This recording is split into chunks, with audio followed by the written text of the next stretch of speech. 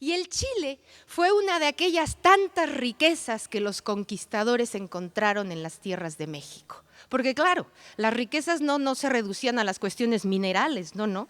Encontraron algunas otras cosas que son bastante valoradas. ¿Se imaginan vivir sin tomates, muchachos? El jitomate, como le llamamos allá, viene de por allá, de Mesoamérica, de México.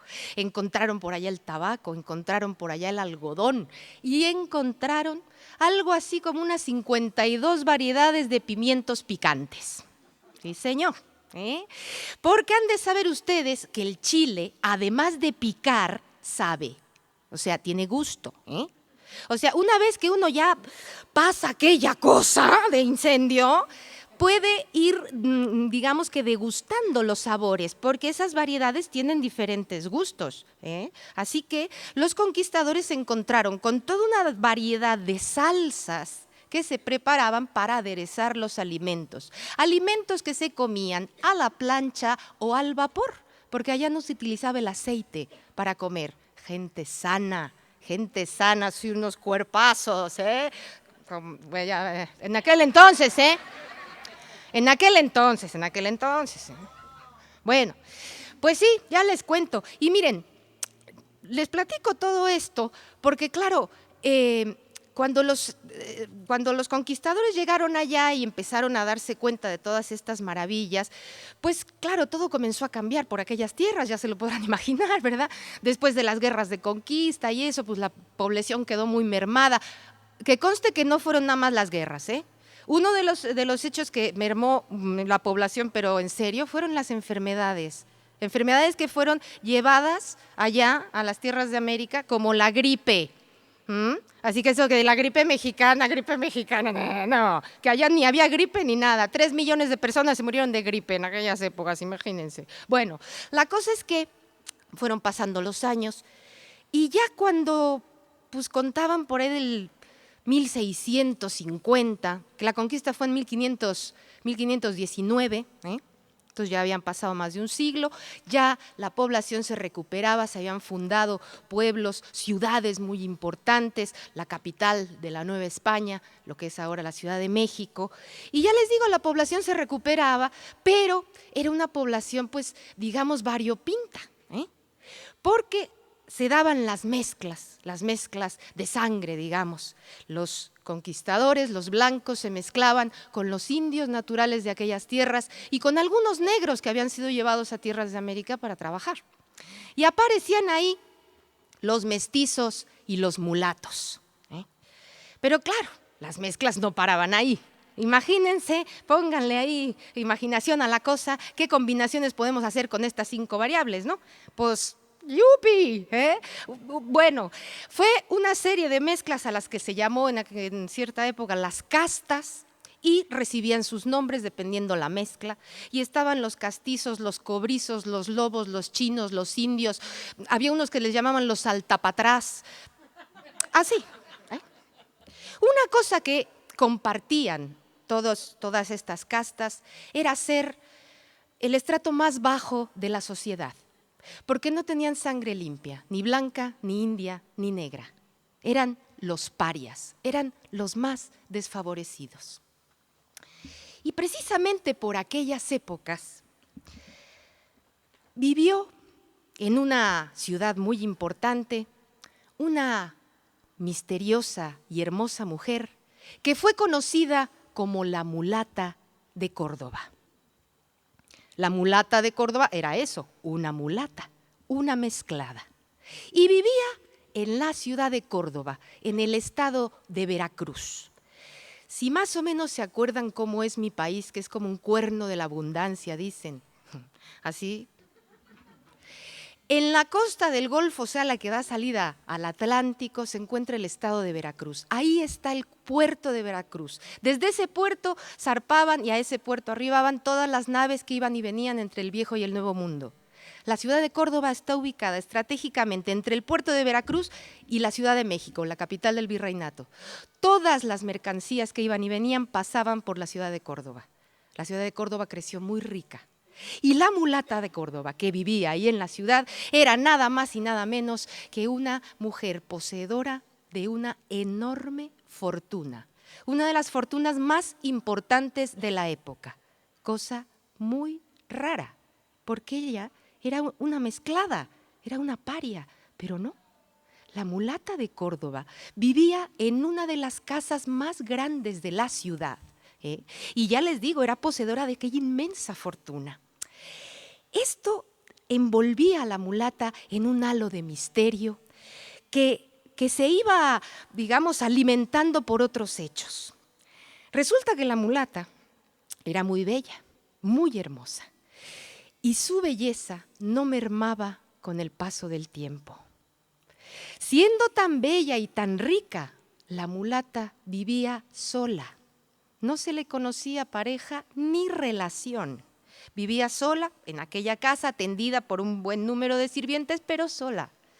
Además, con esa posición, pues ella no acudía a los salones de las damas de la época, las damas españolas y criollas, solamente salía de su casa para ir a misa, para ir a la primera misa que llamaban las campanas de la catedral. Era una misa muy concurrida. A esa misa acudían gentes de todos los estratos, de todos los niveles sociales, los caballeros a admirar la belleza de aquella mujer, las damas a dudar de su buena moral.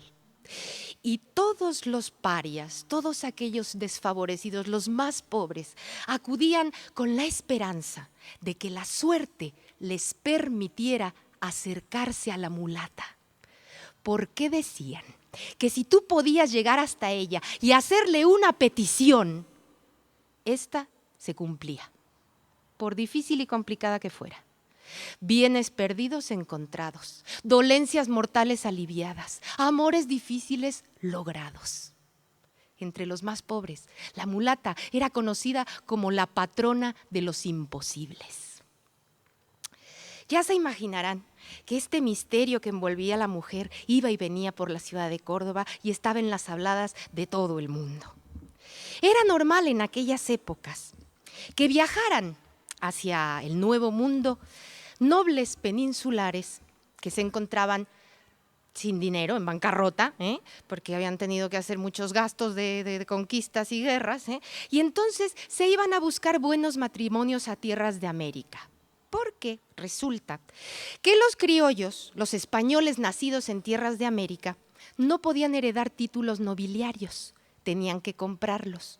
Y sin título no podían ejercer cargos públicos. Entonces, los nobles se iban sin dinero con sus títulos a las tierras de América y se casaban con las hijas de las familias criollas que tenían enormes fortunas. Todo el mundo contento, unos ponían los títulos, los otros el dinero y felices. Así que llegó a la ciudad de Córdoba, como era normal, un joven hidalgo de rancio abolengo, ¿verdad?, buscándose un buen matrimonio. Se enteró enseguida de la existencia de esta hermosa y misteriosa mujer. Era mulata, sí, pero no importaba, era rica, ¿no? Así que este joven hidalgo pues comenzó, digamos, el cortejo. Siguiendo los usos de la época, pues empezó a enviar a casa de la mulata flores y regalos y poemas y papeles perfumados y comenzó a pasearse incansable por delante de la casa, mirando todos y cada uno de los balcones, buscando alguna señal, alguna respuesta. Porque en aquellas épocas las damas, para animar a los caballeros a seguir con el cortejo, ataban en el balcón una cinta de algún color o colocaban un crucifijo o ponían una flor. Aquel joven hidalgo se paseó, miró, esperó y no obtuvo respuesta. Muy ofendido, ¿cómo era posible que esa mujer, una mulata, le hiciera a él ese desprecio? Decidió vengarse. Y se le hizo fácil aprovechar el misterio que envolvía a la mulata para alimentar y hacer correr el rumor de que la mulata de Córdoba era una bruja.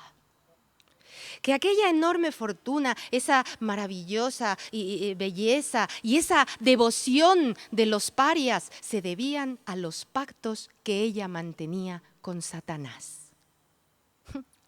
Eran tiempos en que el terreno estaba abonado para ese tipo de rumores.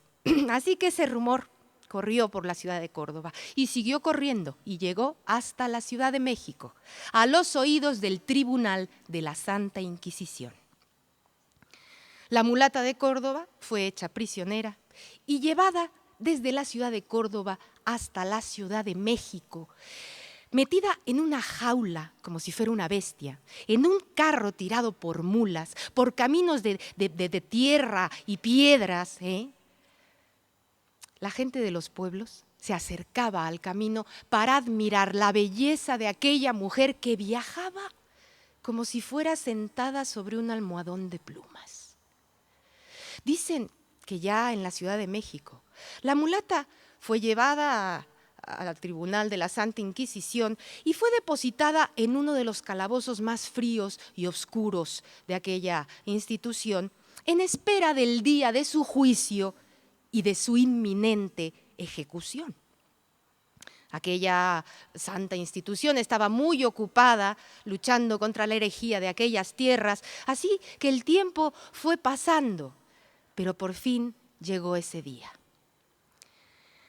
Dicen que cuando el carcelero se dirigió al calabozo para llevar a la mulata a su suplicio, se llevó una sorpresa.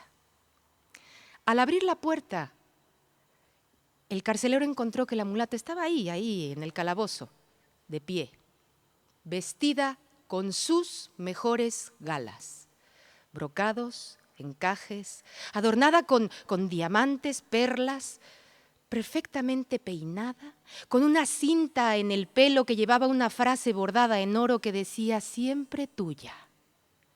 Y además, la mulata había dibujado en la pared del calabozo un velero de 3 palos. Aquel dibujo era tan perfecto, estaba hecho con tal lujo de detalle, que el carcelero al verlo dijo, pero si solo le falta navegar. La mulata entonces, mirándolo desde el fondo de sus ojos verdes, le dijo, pues si quieres que navegue, navegará. Y levantando graciosamente su vestido y dejando ver un chapín de terciopelo con hebilla de diamantes, la mulata dio un salto y se instaló en la cubierta de aquel velero. Y aquel velero comenzó a navegar. Fue hinchando velas y se fue alejando hasta perderse en el fondo del horizonte. Aquel carcelero, aquel pobre hombre que fue tachado de loco el resto de su vida, lo repitió sin cansarse. La mulata se había ido navegando. Y de ella, lo único que había quedado en aquel frío y oscuro calabozo había sido un delicado perfume de rosas. ¿Si era bruja? No lo sabemos. Lo que sí les puedo asegurar es que hasta el día de hoy, en la ciudad de Córdoba, si tú le pides a alguien algo, una cosa así complicada, aquella persona te dirá, pues sí que acaso soy la mulata, chico.